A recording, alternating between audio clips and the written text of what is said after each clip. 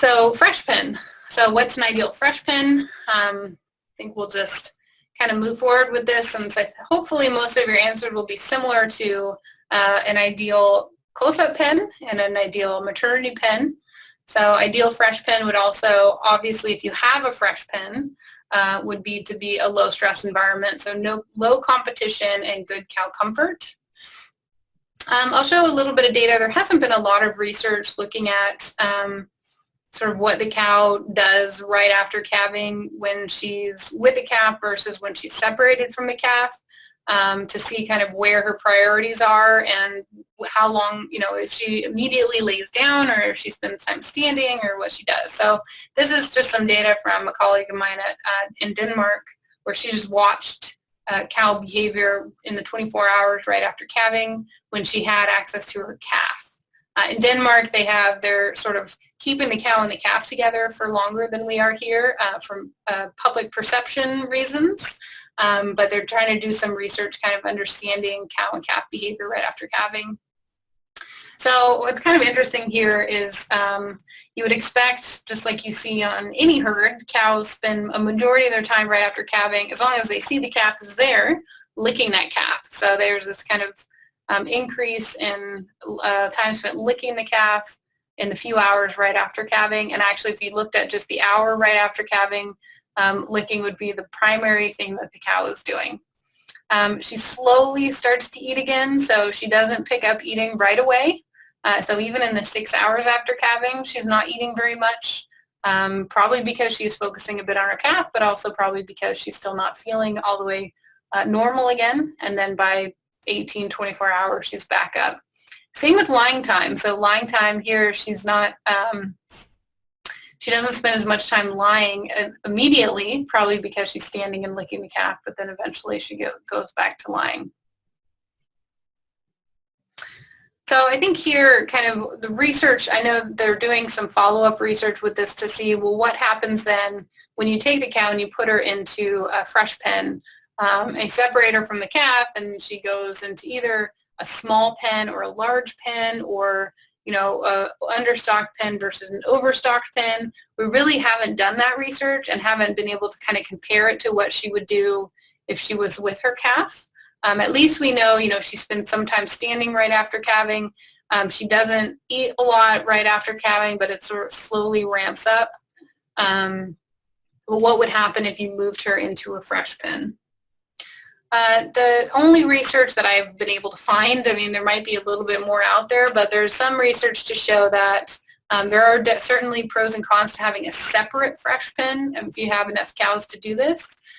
So first calf heifers moved into a fresh pen, instead of the lactating herd, have higher milk yields. So in this study, they compared just moving the heifers. They were in a heifer group before calving, and they moved them into a fresh pen. Actually, I'm not sure if they mixed them with multi-pairs cows. I'll have to look into that right after calving, or if the fresh pen was separated by parity as well. But there's certainly advantages to that. So again, it comes down to competition. It's especially for these first calf heifers coming in, there's a lot of stressors that are happening all at once. There's certainly stressors for multi-pairs cows too, but for those heifers, they've never calved before, they've never eaten this new diet before, they've never gone to the parlor before, they've never been handled as much before, they may have never experienced older cows and the competition associated with trying to compete with older cows for access to feed and lying spaces. So right at calving and right during that fresh period, there's a lot of stressors all at once. So ideally, it's important, if you can, to try to separate the stressors as much as possible, especially for first calf heifers. So I often get the question of when should I introduce my heifers to the older cows? There hasn't been a lot of really good research on this, but I think our take-home message is, if you're going to do it, either do it far in advance of calving so they can get used to that new social environment, or do it as far away from calving after calving as you can. So after they get through the transition, have them in a separate fresh pen where they don't have to compete with those older cows yet, so they don't have as many stressors on them all at once. So try to separate the stressors from that immediate calving time and the fresh period. So probably one of the worst things you can do for a first calf heifer is have her in a heifer pen before calving and then move her into an older group right after that, because then you're putting all the stressors together at one time. So having a separate, some farms, obviously there's no one size fits all transition cow pen movement strategy. I think everybody has their own strategy that's really dictated by your nutrition and how you're managing nutrition around this time period. But there's certainly probably advantages to both separate close-up and fresh pens if you can do it. But I will say that we have to be aware that the cow is affected by every move into a new pen.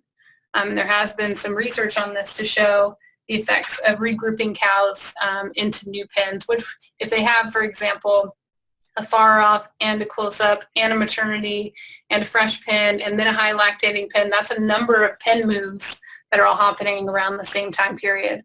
So again, there's certainly benefits to having that fresh pen, the close-up pen that can be very low competition, low stocking density, but regrouping or moving a cow into a new pen is going to affect her. So you will see it in milk production too. So this graph shows what happens when a lactating cow is moved into a new pen to experience a new group of cows. -1 is the day before regrouping, 0 is the day of regrouping. This particular graph shows that displacement behavior I showed in that video earlier. So cow number 8, that big cow that pushed the other cow out, was the actor. Cow number 2, that little black cow, was the reactor. So what's interesting here is that you move a new cow into a group, the number of times that she's the actor stays exactly the same, but what really increases is her getting kicked out of the feed bunk. So essentially she's being picked on for that first day right after she's regrouped into this new social environment. And that translates into 8 pounds of milk on that day. Lost compared to the previous day. So it does come back down right after that, and you'll certainly see that right at the day of regrouping. But just keep that in mind, is the more pen moves you have, the more likely you are to see the social and physiological effect on the cow.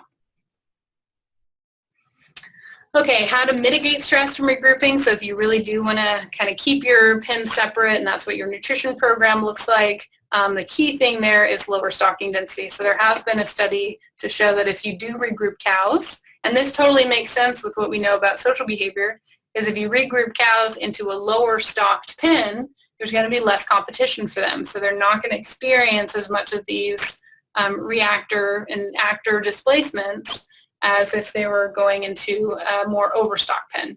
So there was a study that actually looked at this, that moving cows into understocked pens has much less of a response. The cow has much less of a response when they're regrouping. So just keep that in mind when you're moving cows between pens, is move them into understocked pens. Okay, so for the fresh pen, low competition, good comfort, just like close-up, but also to separate stressors if you can as much as possible, especially with first calf heifers. So I think that's it. I'm just going to summarize a little bit, and then we have lots of time for more questions or comments. So reducing competition during transition was one of the kind of key things, which I'm sure many of you have already heard 100,000 times, but hopefully understanding sort of what the impact on that vulnerable or that sick cow is especially important. So recommending less than 100% stocking density of both the feed bunk and the line stalls. And then first calf heifers benefit from separating into a fresh pen, but also be aware of how that is affected, how that movement affects the cow.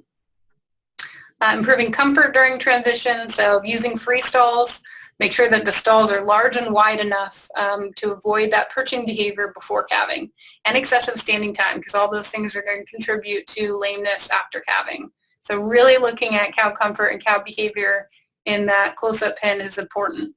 And then if possible, if the weather is right and pasture is right, giving dry cows some access to pasture can actually benefit them in the long run in terms of their risk of lameness after calving. And then reducing stress during labor if maternity pen. If your maternity pen is in a high traffic area, try to create a barrier between the the area and the noise in the cows. If moving cows to individual pens, try to move them before the second stage of labor if possible, especially if housing them in free stalls, just because we know we don't want any calves born into the free stall. And I believe that's all I have. So thank you very much for inviting me and for listening. And I will be happy to take any questions at this point if you have any more.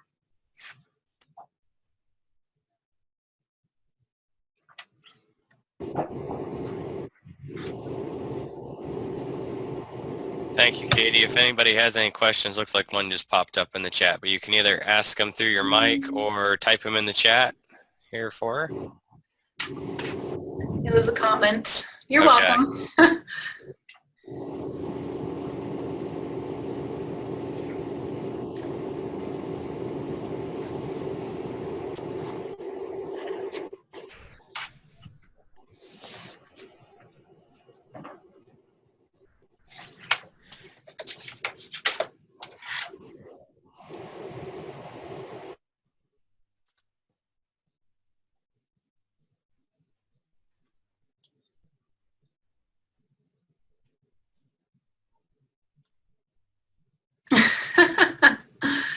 I hear there's some pie. That's nice.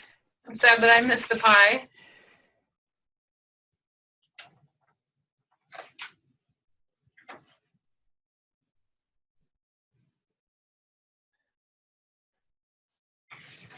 Okay. Well, I've not seen any questions or hearing any, so thank you very much, Katie. It was a very informative presentation, and if I can figure out how, if you missed some things within, give me a month, it'll be posted on dairy.osu.edu, probably broken out by the 3 sections, so they're a little bit shorter presentations, but it'll probably be a month till you might be able to find it there, or I'm sure you can email Katie if you have any questions or want any clarification. Definitely.